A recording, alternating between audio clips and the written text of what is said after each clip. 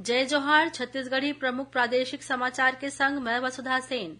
Bharatiya Janata party के वरिष्ठ नेता लाल कृष्ण आडवाणी ला भारत रत्न ले सम्मानित करे जाही। प्रधानमंत्री नरेंद्र मोदी हा फोन में श्री आडवाणी ला ये सम्मान दे जाए ऊपर बधाई दीन। उमन केन की श्री आडवाणी हा जमीनी स्तर ला लेके उप प्रधानमंत्री तक के रूप में देश के सेवा करे हैं।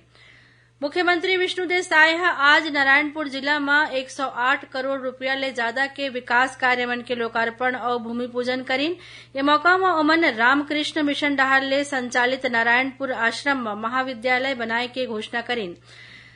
भारत निर्वाचन आयोग लोकसभा चुनाव ला देखत हुए सब्बो इलेक्ट्रॉनिक वोटिंग मशीन मन के प्रथम स्तर के जांच 5 ले 14 फरवरी तक पूरा करे के निर्देश दे हैं।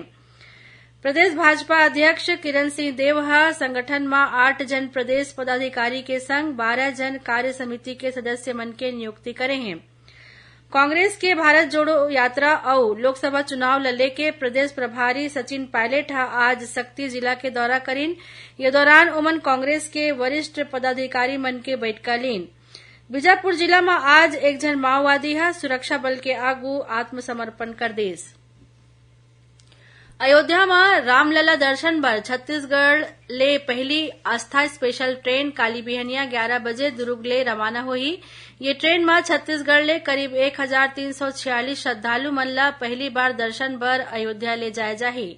स्वास्थ्य मंत्री श्याम बिहारी जायसवाल कहिन है कि प्रदेश में आयुष्मान भारत योजना के अंतर्गत अनुबंधित अस्पताल मन के लगातार निगरानी करे जाही। भाजपा विधायक दल के बैठका काली मझनिया 3:30 बजे प्रदेश भाजपा कार्यालय कुशाभाऊ ठाकरे परिसर में होही। भारतीय पुलिस सेवा के अधिकारी राहुल भगत ला मुख्यमंत्री विष्णुदेव साय के सचिव नियुक्त करे गए है। 37वीं अखिल भारतीय डाक बैडमिंटन प्रतियोगिता 5 फरवरी ले रायपुर में आयोजित करे जाही।